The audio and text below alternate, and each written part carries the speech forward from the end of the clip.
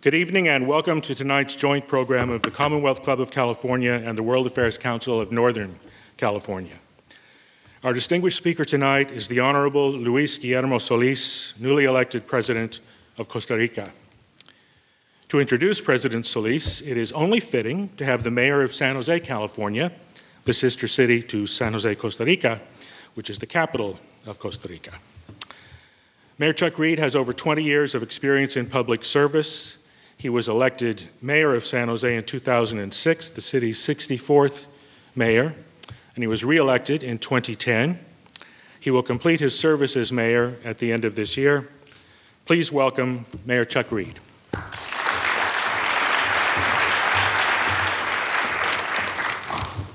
Thank you. Good evening. It's indeed an honor to welcome and introduce our distinguished guest, President Luis Guillermo Solís of the Republic of Costa Rica. He has served his nation as an educator, a politician, a diplomat, and now president. President Solís was elected president in April by the largest margin in Costa Rican history and was inaugurated on May 8th, only 32 days ago. This is the president's first international trip since assuming office, and we are pleased to welcome President Solís to California and San Jose and Silicon Valley.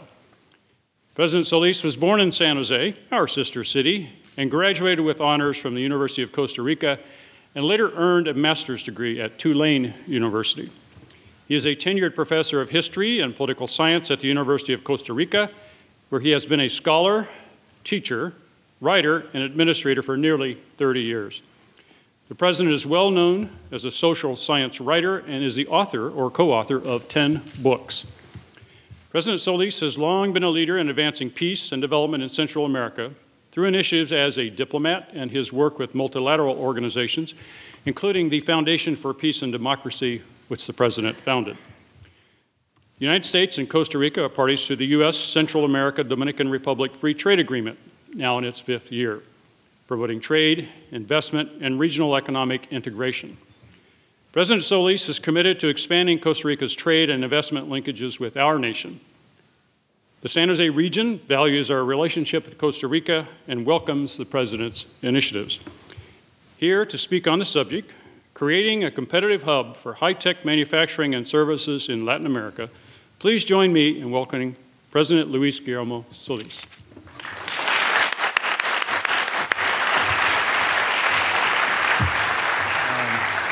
Well, yes, this is a very momentous occasion for me. As the mayor said, this is the first time I'm elected to public office. So having a professor of the University of Costa Rica become president created a number of eerie feelings among certain people. Thought that, it could be a little dangerous to have an academic rule the destiny of a nation. But ours has been a nation of teachers since its inception, and therefore it is not strange for Costa Ricans to see an educator rule the country as president.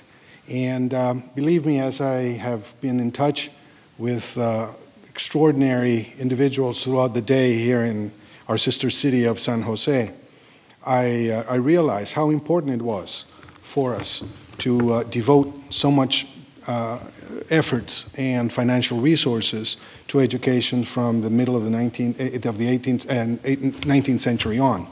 And this brings to mind that famous quote by one of Harvard's presidents, who was at one point questioned because of spending so much money into the university budget, and the whole logic of the argument was education is too expensive, and apparently his answer was, you think education is expensive? Try ignorance. I think that this is that was a very wise phrase from the president of this important university. I'm really pleased to be here, and as the Mayor Reed mentioned, this is the first time I travel out of Central America. I've been in a couple of inaugurations of the past 3 weeks. I took office on the 8th of May, and this is the first time I traveled outside Central America, and it is important not only because I hope that I will repeat this trip many times to talk with people who are engaged in creating jobs in my country, but also because I have a strong and an affectionate relationship with the United States. I was just recalling that one of my first visits to California, well, my first visit to California was in 1974 as an exchange student. I lived in Walnut Creek, but I didn't know about this part of the state. And then I had good friends in Los Angeles as well, whom I met in Mexico many, many years ago, Mr. and Mrs. Mitchell, I recall.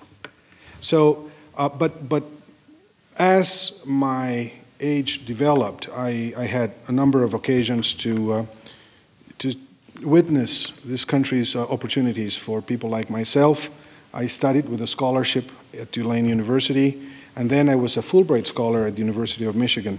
And one of my daughters, my eldest daughter, was actually born in Michigan. So my bonds with the United States go way back, and I continue to appreciate very much the contributions which your wonderful country have made to history, to general history, and to the history of the Americas in particular. And now I'm here as president, and surprise, surprise, I find myself recollecting on the many feelings that I had for when I traveled before.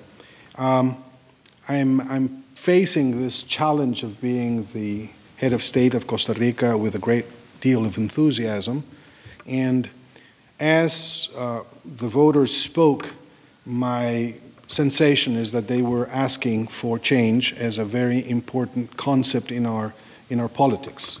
Change to make the Costa Rican economy larger, change to make Costa Rica society fairer, change to make the decision-making processes in my country more transparent. And I say to you, I'm committed to sustain those objectives. And I hope that as my government unravels over the next few years, we will be able to achieve those promises that we made to the Costa Rican people. I also want to take this occasion to thank all of you for being here. I know it takes time and commitment to getting here, and I thank you for that. I also want to thank the Commonwealth Club, the World Affairs Council, and Mayor Reed for being with us today. And well, I just want to sketch some ideas regarding the reason for the mission that I have in California today and beginning tomorrow in New York and Washington. Just before I took office, a very important firm, because it's a very important part of your community and of your economy in Silicon Valley, Intel, announced that it was taking away part of their activities in San Jose. And just a few hours later, the Bank of America did so as well. Now, you can imagine how an announcement of this kind can impact a new government, especially because of the size of Intel in our economy and because of the very strong and warm feelings we have. We had and we have and we will continue to have with Intel. So a lot of speculation started to rumble around. Some people felt that these decisions were triggered by lack of confidence in the new government or lack of capacity of the country to uphold its engagements with these companies.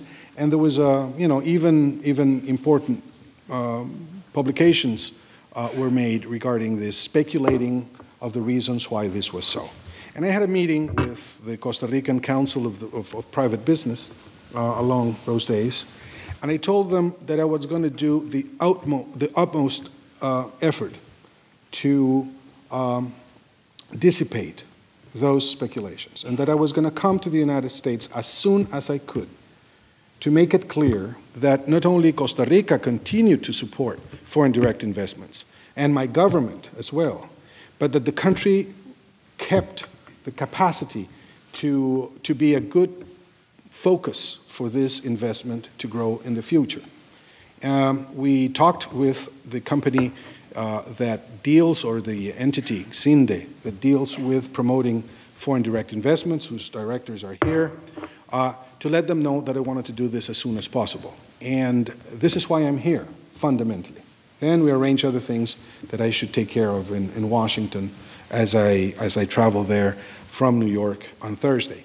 But the principal motive is to assure everybody that Costa Rica remains a solid country for investments and that we want to take that to a new height as I continue to work with private enterprises throughout the Americas and also Europe, because we do have also a very diversified base upon which to work with this objective. So this is a strong, I hope this is a strong signal of our commitment and a strong message to the private community. And what's most important for me is for everybody who has invested or will be investing in Costa Rica to know that whatever I say is not as important of what the country represents. I mean, one of the good things about talking about Costa Rica is that regardless of who the government may be and who the president may be, Costa Rica is able to stand on its own as a unique destination and as a unique experience of economic and social development in the Americas. Mine is a very small country, 51,000 square kilometers big, roughly the size of West Virginia, and approximately 4.6 million inhabitants, and yet it has a very distinguished history of commitment to democracy and the commitment to stability, to political stability, and as I mentioned before, to education, public education, that is, as one of its most significant traits. Our commitment, therefore, to democracy, our commitment to the rule of law and to human development and to the respect of human rights allows me to come here and feel very comfortable of what I say, because it doesn't have to do with my own record, which is not too bad. I mean, let me grant myself that. But it doesn't have to do with my own record, but with successive generations of Costa Ricans have done through many, many years. And this commitment, I think we want to keep because it's the base upon which we can offer to the world conditions that other countries may not be in the possibility to present in equal fashion. So it is the quality of Costa Rica's education, it is the quality of the Costa Rica's institutional framework, which I think is the best assurance of the seriousness of our commitment. This is also true in what pertains peace. You know, sometimes we don't pay too much attention to the idea of transcendence, the capacity to look beyond. I find it very important, being a historian, to talk about transcending. You know, this is funny. I don't feel presidential sometimes, because since I was not experienced with the office of being president, sometimes I get there and I come to the office and I greet people, and it's like the old professor coming to his daily job. And I enter my office and I chose to have behind my desk the portrait of Costa Rica's first president. His name is José María Castro Madriz. I'm the 47th president of Costa Rica. He's the first. And when I see him, all of a sudden I realize what it means to be president of my country. I am the last in a chain that will succeed me in a few years, because political power is ephemeral. I won't be around for more than 4 years. And believe me, even when Costa Rica's constitution allows for re-election, after 4 years, having served office, and 4 years later, 8 years later, you can come back to exercise the presidency, I will not. My time of service will end in my first 4 years. That's it. And I say this with great confidence, because a democracy that cannot uphold, and in the case of Costa Rica, this promise of succession is weak, and I think our democracy is strong. But transcendence, and transcending, I find very, very important, because it conveys also a vision. You need a vision if you want to transcend. And the vision that our forefathers and this for father thing is true because we've only had one lady president, my predecessor, Laura Chinchilla. What our forefathers did in shaping the nation that I now represent gives an idea of the transcendental nature of the things we want to do. And we want to transcend in values of democracy and liberty and freedom. We want to transcend in what pertains peace. We abolished the armed forces as a permanent institution in 1948, and that was very important. And we also transcended our historical boundaries by making the country respect the rule of law, which I find is the ultimate proof of Republican quality a country can have. And I take very seriously this notion of Republican values.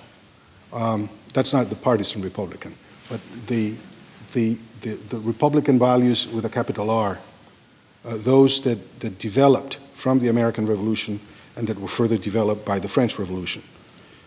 Those values are essential. Those values are, in fact, transcendental. And therefore, having been a pioneer in dealing with many of these issues, my country now has the opportunity to cash on them, to use these transcendental actions to generate the conditions that will allow us to move forward, to face the challenges of a very difficult 21st century that we are already experiencing. We are known as one of the best locations for high-tech manufacturing and services operations in Latin America. We have done our homework, and we will continue doing it because we are conscientious that there are many things to be improved in our country. But we are already there. We are home to more than 250 high-tech companies, and they provide work to as many as 100,000 Costa Ricans. That's a lot of work. But we want to take that even further. We want more employment, good quality employment, employment that will make our children proud of the effort they make to generate wealth. And even when we have a small economy, an economy that used to export very few commodities from the early days when coffee was the fundamental cash crop on the country. Today, we export more than 3,000 products and services to more than 100 destinations. So while we maintain leadership and are top global producers of some agricultural products, like pineapple or bananas or heart of palm or carbon-neutral coffee or you name it, we are now also in the capacity to complement those products with life-saving heart valves from animal tissue, or we are capable of designing software for landing planes and produce the latest digital animation ads. So Costa Rica has become the first high-tech exporter in Latin America, according to the World Bank, and the third per capita exporter of non-natural resource products in the region. So we have a collection of highly sophisticated corporations such as P&G, Boston Scientific, IBM, Intel, Hospira, HP, St. Jude Medical, Emerson, Bridgestone, Firestone, Citi, among others. And we want to bolster the presence of more companies in Costa Rica because we know that just as wealth is produced by the private sector, we need that wealth in order to ensure that we can reach increasing levels of social justice. And let me insist in that notion because I think this is another trademark of Costa Rica's experience, that there is the possibility of keeping a productive economy at the same time as we promote social justice is possible. This is what the experience of developed capitalist nations have been, and this is the experience that Costa Rica had and that we want to continue having in the future. We are the 25th worldwide Costa Rica ranks first in Latin America and 25th worldwide in the social progress indices. And I think this is the reason why I'm so interested in expanding the economy. Not because I want to concentrate wealth. That's fine. I mean, we have to generate wealth. But because you cannot distribute poverty. You have to distribute that wealth. And you have to do it well. And you have to do it for those in our society who are lacking the associations and the linkages with the most developed part of the economy, namely young people and women, who are among the poorest of the poor in Costa Rica. We want to change that.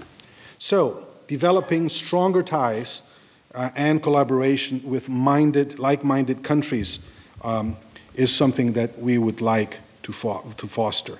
And this is what we would like to accomplish with the United States, allowing Costa Rica and the United States to remain having this wonderful dialogue, which we have had through the years. A couple of final points, because I know that there are many questions and you don't want to hear me for the rest of the evening. We are in the process of having a closer bond with the OECD with a view to start accession discussions on 2015. This is a tremendous opportunity for Costa Rica in all areas of public policy. I think we want to impose upon ourselves a high, how do you call it? Yes, thanks. In economic growth, in transparency standards, in taxation rights, and we want to do that being a sound, responsible player in the international arena, as we have done. And that's one thing. And the other thing is, again, I would like to commit my government's efforts in assuring that we get more companies, more opportunities to generate good employment in my country, because this is something that's good for Costa Rica. It's something that we want to continue stimulating, as well as we want to develop the local market, because the internal market, which we understand is not only a Costa Rican-only market, but also a Central American, a regional market, is fundamental for the future. And this includes expanding our current 7.2% GDP of our GDP investments in education to 8% in the next few years.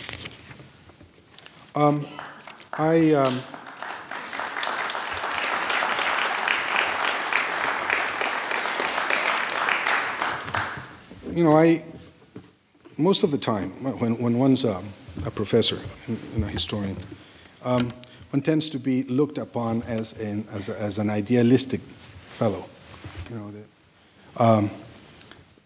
and I like that idea.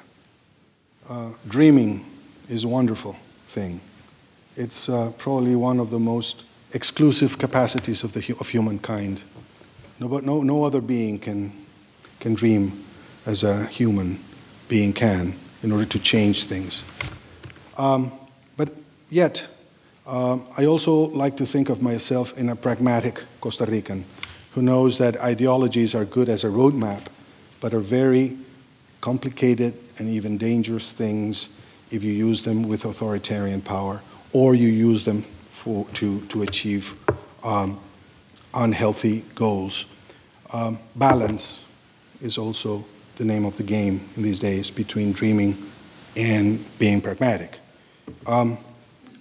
Costa Rica, as a country, has been able to do both things. To dream in a better future at the same time as we build it.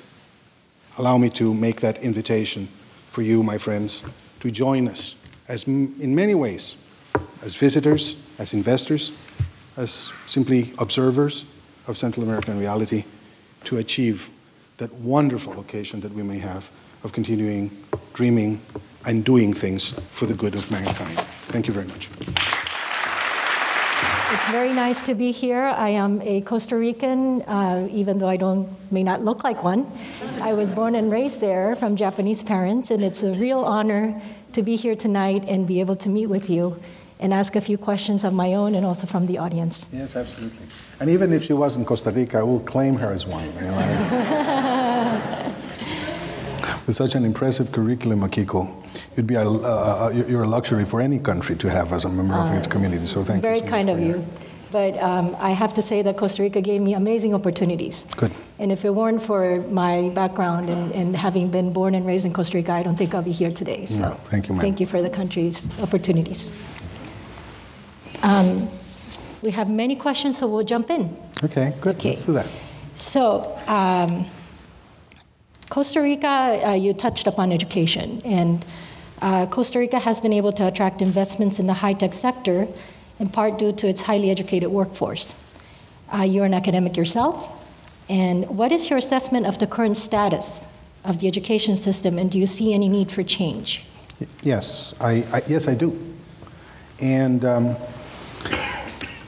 you know, I like to think of education as a process. You cannot ever be completely satisfied with the quality of education because it changes so fast, and because the requirements of education are so different in one country or another. So we have to look at it. We have to look at education as a process. And when in Costa Rica we look at education as a process, we find areas where we need to strengthen those processes. For example, we have a high desertion rate in secondary schooling. This is something that we have to take care of because most of the desertion rates are associated either with economic and social factors, which are generally well known. I mean, if your family needs food and you are 12, 13, 14 years old, in all likelihood, your family is going to send you to the streets to work and get the food the family needs. But most significantly, the second reason why children drop out of high school is because they're not interested in what they learn. In other words, they don't quite know why they are in school. And this is something that worries me because it conveys not only a weakness in the system, but also a lack of purpose, seemingly a lack of purpose in society. And so I think we have to strengthen secondary schooling. We have to strengthen technical schooling so that many young people in Costa Rica can become technicians, high-quality technicians, either by working in technical schools or moving to company-related spaces of formation. And I think we also need more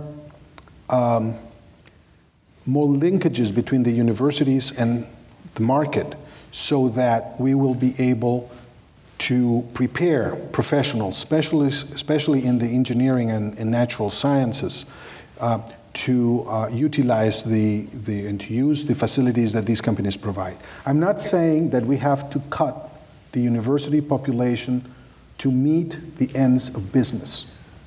I cannot accept that concept. As a social scientist, I can't do that.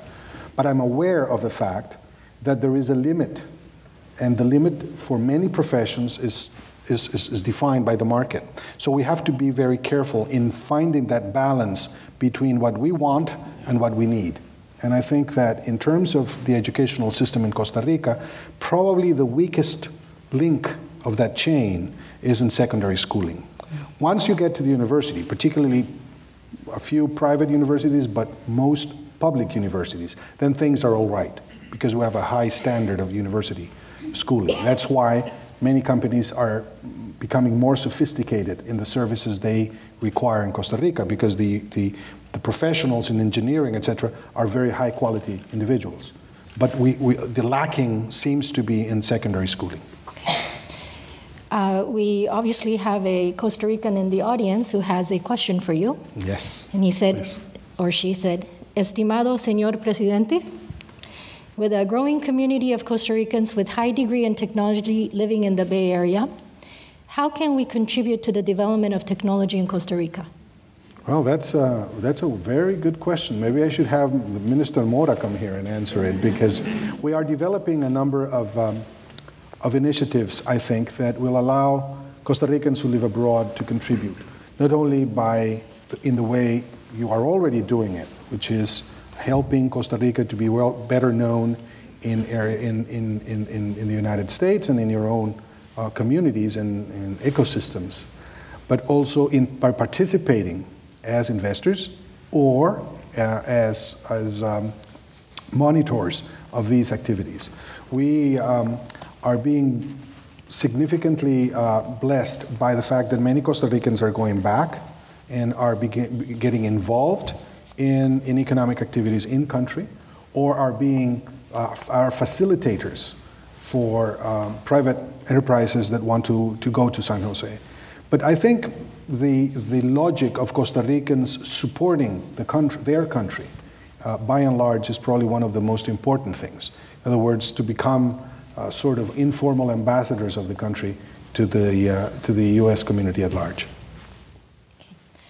So I have a question from somebody who is very knowledgeable, so it might be a Costa Rican or somebody who knows Costa Rica very well. Is there an opening to foreign companies that can upgrade the telecommunications system that is in place? Because today everything is controlled by ICE. Mm-hmm. So ICE is the Instituto Costarricense de Electricidad, which is the what would be the equivalent? Maybe you can explain. No, I don't think there is an equivalent. No, I think that it used to be the case that ICE was in control of everything. Not anymore. And by the way, I don't want to sound not too honest. I was very much opposed to the free trade agreement 7 years ago, the CAFTA, and it was a big debate that had to do with ideological debates, and I've moved from that position. In fact, I think this is the government, my government, that has been called to reconcile the views that divided the Costa Rican public opinion very much. But I am a social democrat, so I believe in strong governments. I think that this is necessary to keep the balance that the market sometimes doesn't provide. And I say this with due respect to other views. I find it necessary to have a strong government that can make the market work. And you have the experience after the 2008 crisis. You know exactly what I'm talking about. Sometimes if you leave the forces of the market to run astray, then the market is the one that fails first. ICE had that kind of logic in the old Costa Rican way of looking at things. It was a strong company that dealt with a very important part of Costa Rica's plan for development back in the 1960s. But the new challenges have made the country to move away from that model. And with CAFTA and with the efforts of many governments, ICE was open so that now it competes with other private telecommunications companies. And there are 3 or 4 large ones, the usual companies that participate in the Latin American markets, and it's competing with them. And I think that even when it remains a very strong force in the telecommunications market, there's no question about that, and that's good. I mean, it's a force that allows the country to have more options in the way in the way it handles telecommunications. It's facing challenges that have forced ICE to become more competitive and to become more engaged in changing things. Now, that process of opening of ICE has not finished. So it's developing, it's evolving. But it's not ICE doesn't have the capacity to control the telecommunications arena anymore. And there is continuing competition that's allowing ICE to change. And this is going to continue in the next few years. I lived very close to the ICE headquarters, so it brings back memories of going with my mother to pay the electric bills in the long lines. Shifting gears a little bit here, Costa Rica is known for not having an active military, despite being close to other countries with drug exports. Please tell us the pros and cons. Mm-hmm. Oh, I can only say good things about that decision which made in 1948, because we don't have an army, but we do have a an efficient police force. So much so that Costa Rica is the safest, quote unquote, country in Central America in terms of crime, violent crime, that is. Our levels our crime rates are very low. Currently, it's something like, I think it's 9 deaths per 100,000, which is extremely low for Latin American standards, world standards. I mean, we're talking here of a region in which some countries have rates as high as 80 killings per 100,000 individuals. So this is the case. So we have managed to deal with security issues without having to resort to the armed force as an internal force to handle security, which I think has created more problems than not in the rest of Latin America. So I'm not trying to suggest that this model can be replicated. And I'm not an evangelist, although I wish I was, of the abolition of armies throughout the world. But that's not the case in many countries, including the United States, and I'm very respectful of each country's own characteristics regarding to security. So, but in the case of Costa Rica, the lack of a permanent military institution has actually bolstered security in many ways. And this has been done so because the money that would have been invested in the armed forces, we were able to invest in education and in health and in credit and other things. So our security is currently based upon the rule of law, the international rule of law, and in the absence of an army, and a well-trained police force, which we will continue to strengthen in the future. And this also has to do with narcotics trade, although, and here I must say, the threat of narcotics forces countries to seek for international cooperation. We cannot deal with narcotics, or combating narcotics by our own. So we have to find associations, and we have done so in the Caribbean with the support of the United States, with the support of the European community, and we are currently doing so with Mexico and Colombia as well. So there is a clear conscience that combating the drug trade not only requires economic and social measures, especially to lessen the weight of poverty, but it also requires shared intelligence and international security cooperation like the one we have in the Caribbean area. Okay. One of Costa Rica's assets is obviously the beautiful flora and fauna and the environment. And it's no secret that Costa Rica has a strong track record on the environment. Could you tell us more about your administration's plans to further improve on that track record? And your thoughts how environmental protection leads to a stronger economy and a stronger business atmosphere? Yes, absolutely. Yes, Costa Rica, talking about transcendence, Costa Rica decided to become heavily protective of its environment in the mid-1970s, many years before it became a tourist destination. For those of you who are Costa Ricans in the audience or who have been in Costa Rica over the last 25 years, you can't imagine how it was back in the 1970s. I mean, it was especially Costa Rica was lagging behind in terms of infrastructure and associations with world tourist chains or whatever. So the decision to make of Costa Rica a sort of natural paradise. As a result of those decisions, we ended with more than 30% of our territory protected, which is the current status the country enjoys, was phenomenal. And from then on, we have been able to use nature as a very important asset for development. Now, there was a big discussion whether this is possible, whether you can keep nature and use it for developmental purposes.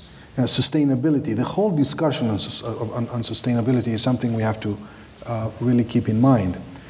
My administration's view is that there are areas in the country that should not be touched. conservation, period. You don't do anything else but preserve them.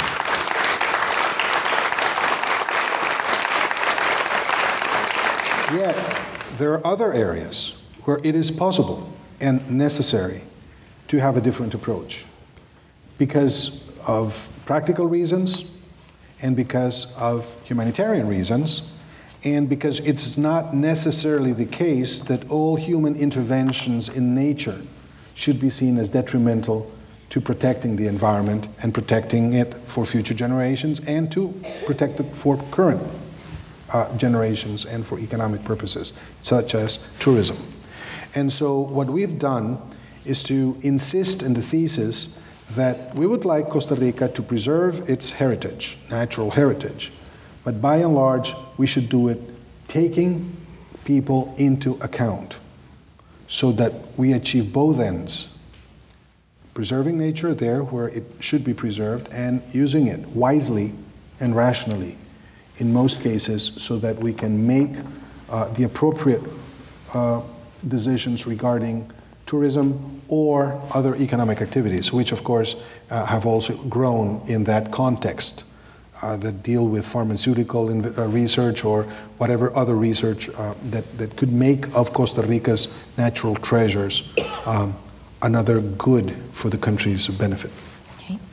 I have a very good related question from the audience, but before I do that, I must make a reminder for the radio audience that you are listening to a joint program of the Commonwealth Club of California and World Affairs Council of Northern California.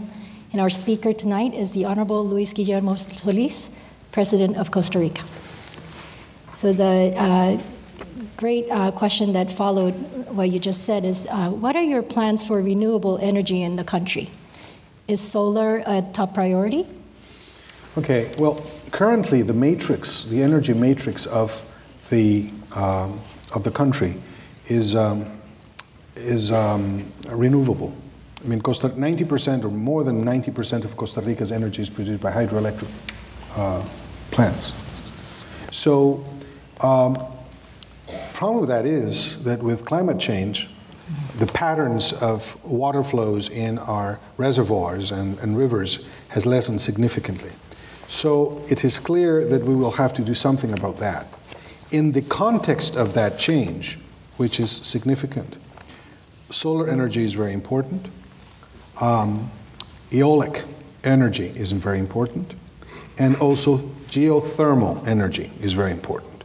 And we have a lot of geothermal energy because of our volcanoes.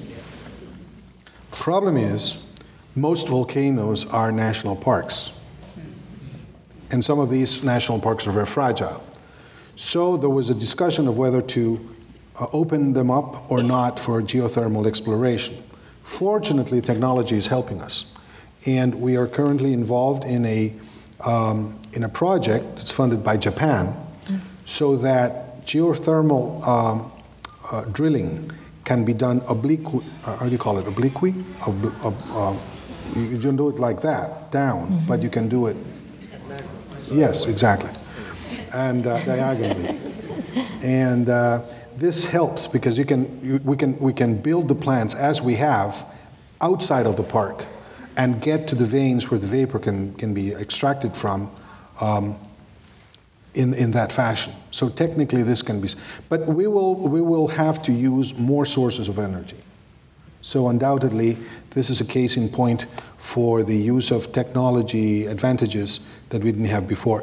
There are already many projects that are that have to do with these new renewable energy sources. And yes, the energy of the sun remains a very important source simply because we have so much sun most of the year. Excuse me.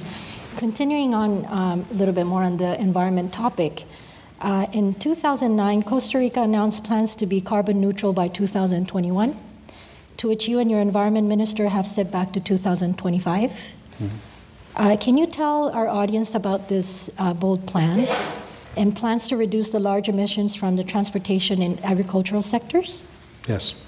No, we want to keep, there's a whole discussion of whether I said that it was going to push it back to 2025 or the minister, or we agree or disagree with each other. We want to keep the date, 2021, for carbon neutrality. But it's going to be difficult. And it's going to be difficult precisely because of what you mentioned. Car emissions are just huge. I mean, that's probably one of the biggest problems we have is the carpool in Costa Rica. It's just consumes a lot. We were talking about this with Minister Mora as we drove around San Jose this morning. We have to do something about cars. If we don't do something about cars, it's going to be impossible to become carbon neutral by 2021 or 2025. It doesn't matter. Mm-hmm. But the standard is very important, and the commitment stands. And we want to push ourselves to meet those standards and to meet those dates. We're going to do the utmost effort to do so. And there's one specific action that we have to undertake in the next 2 years in order to assure the possibility to become carbon neutral in 2021. And that's building an electric train that will join the 4 major cities of Costa Rica in the Central Plateau. If we don't do that, I mean, if we are not capable of substituting a good part of the carpool with an electric train, it's going to be virtually impossible to reach that, to meet that objective. So we are now in the process of insisting in the building of this electric train facility for the 4 largest cities in the country. Mm-hmm. Actually, we have a very good question that is related to your answers from Twitter. It came in through Twitter. How can Costa Rica provide infrastructure facilities for foreign direct investment, such as ports, roads, bridges, with a huge fiscal deficit? Mm-hmm. Well, we can do that through concessions. That's the easy answer. Now, it's a difficult issue, even when we have an easy answer, saying that concessions, the answer to the question, because concessions have not been an easy concept to establish in practical terms. We've had a number of issues regarding concessions that have made concessions not to be as effective as they should have been, or they are in other places in the United States included. So our deficit is around 6% of GDP. Okay, so it's significant. It's not catastrophic, and we're dealing with that, but it's significant, and it has put on all the alarms, so that we're taking it very seriously. We don't want to underestimate the efforts that are required to bring the deficit down. And when I say it's not catastrophic, I say so because you and I know that we can live with that kind of deficit if we have an economy that has the potential to grow. And the Costa Rican economy is growing. It's going at not as much as I would like, and believe me, I want to increase the speed of growth, which is more than 3.5%, around 3.5%. We need to move on from there. But concessions can be useful in order to transfer the weight of new debt through that process, to handle that process in the concessions. So what we have committed ourselves in doing is to promote a new law of concessions that will fill in the gaps that the old law has. But the concept of concessions we accept. We think that's a very good thing. Secondly, we already have resources in country that have been loaned to Costa Rica, which have not been utilized, that we can use for the purpose of building new infrastructure, including the electric train. So there are over $2.6 billion that are available already in approved loans that the country also can use for this purpose. Okay. So we'll shift gears a little bit and focus on people. You have been honored as a fair play champion for appointing a number of women to your cabinet. You named 8 women to the 21 minister and vice presidential positions, or 38%. I don't mean for you to pick favorites, but perhaps you could describe one person that you have appointed that you have high hopes for the country. Mm-hmm. Well, well, I don't know if I should do that. Or you No, can maybe mention a few. No, I can tell you that yes, we paid a lot of attention picking very good women in the cabinet positions, as well as in what we call executive presidencies, which are the leading positions in a number of institutions that are not cabinet positions, but are almost cabinet positions. And I'm sure Minister Mora would agree with me when I say that they should be because of the salary they earn, which is much larger than what he earns. And so if you take into account women in those positions, not cabinet positions, but highly hierarchical positions, it's probably higher than 38%. And we also made a bid for including young people in the cabinet as ministers or vice ministers, which I found especially important, including women vice ministers. The equivalent of your chief of staff, the White House, in Costa Rica is a young woman who's 26 years of age. 26. Okay? She is extraordinarily brilliant and also with a very strong temper. And I'm sure she's going to do very well.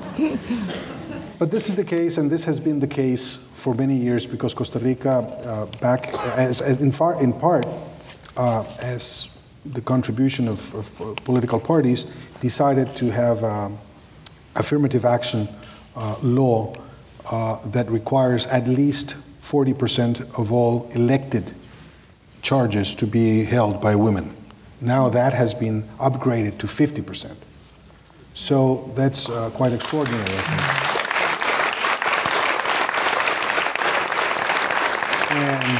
And we should continue in that same route because I think it's only fair, but it has proven very significant for the country. So yes, I have many women who are partaking in the responsibilities of government, and I feel very honored having them as my advisors and my colleagues in the cabinet. I believe you're the first president of Costa Rica to raise the rainbow flag alongside the Costa Rican flag.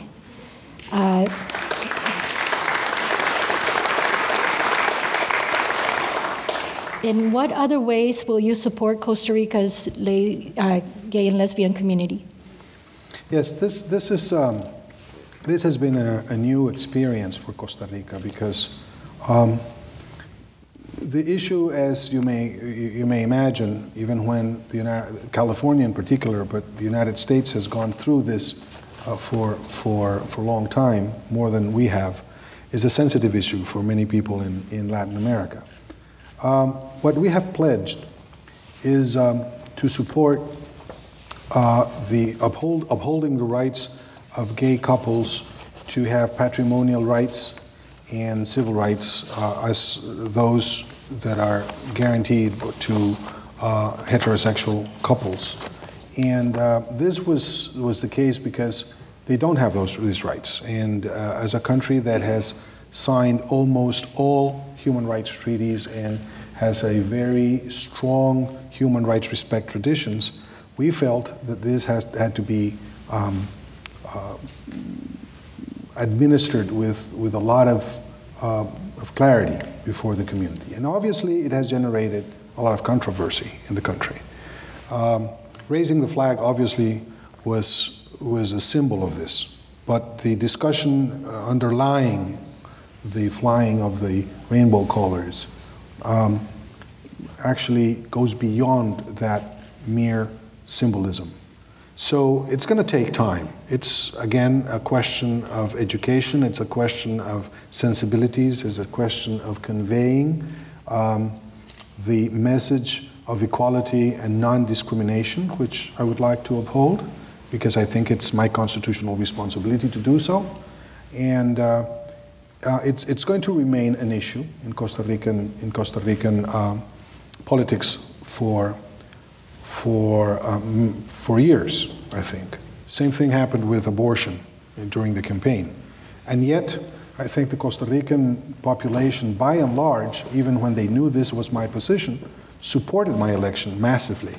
And I think that says something about the overall understanding of this issue as being part of the agenda, not the agenda itself.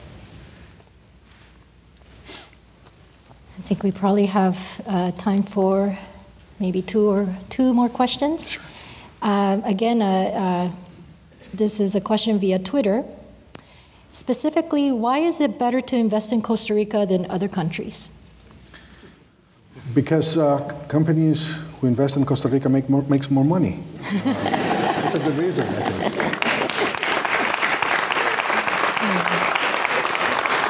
No, I think that's a, how is it said in English, cheap shot? No. No, I think it's wise because we have the tradition, we have the qualified labor, we have the institutions, we have the rule of law, we have this political stability, and we have tremendous enthusiasm to use these investments in favor of making business a good deal. That's the reason why.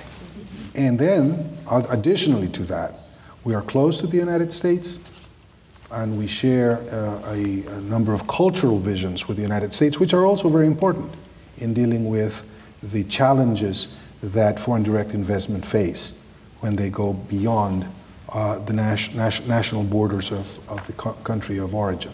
Those are the real issues. And then you can make more money. But there's this other underlying foundation, which I think is very important. Okay.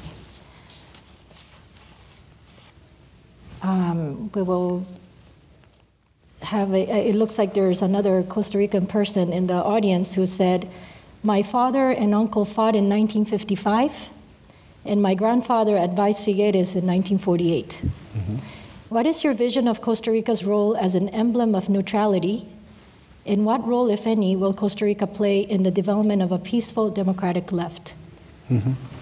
Well, that's a very interesting question, and I appreciate it very much.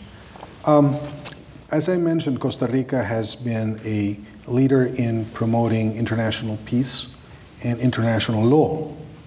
Not having an army has forced Costa Rica to rely solely on the instruments of international law. And I think this is very important because within the United Nations and within the Organization of American States and elsewhere, Costa Rica has insisted in the need to use international law to foster international stability and to prevent conflicts. Now, that's wishful thinking in many ways, because as we all know, war, not peace, has been a constant of international affairs through many, many years.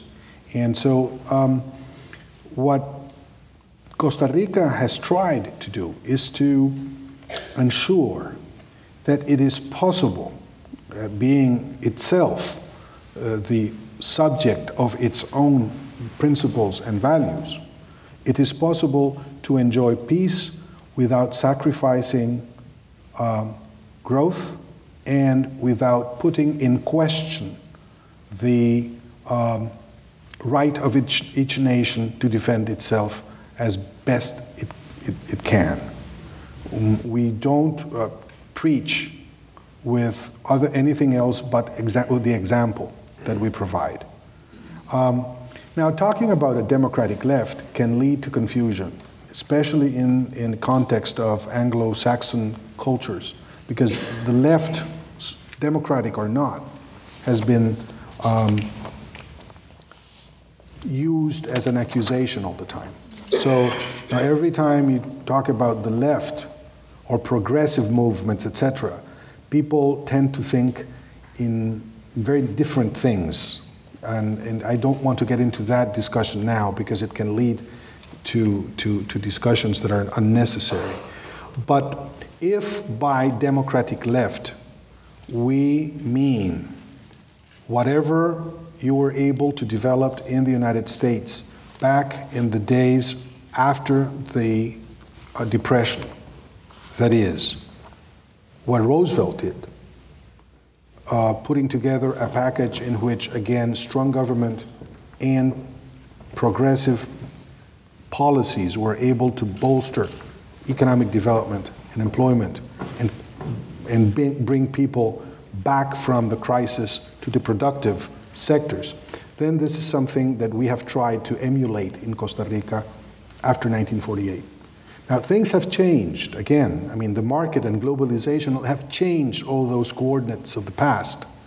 And now what we want to do is to ensure that people live better, with more freedom, and with better opportunities to reach the goals of a life without fear, a life that guarantees the basic needs of humans, and particularly those that allow for them to live better, like education and health and so on. This we have done. And I think that the example of Costa Rica can be looked at as a possibility, rather unique in many places of Latin America because of its depth, historical depth, that witnesses the possibility to achieve this in a framework of democratic development. So we have time for one last question, and if I may, perhaps the biggest challenge Costa Rica will face since you have taken office will take place this Saturday, when Costa Rica plays Uruguay in its first World Cup match. Yes. What are your thoughts on this matchup? And do you see promise from La Cele? Yes, of course. We're going to win. We're going to get the win. We're going to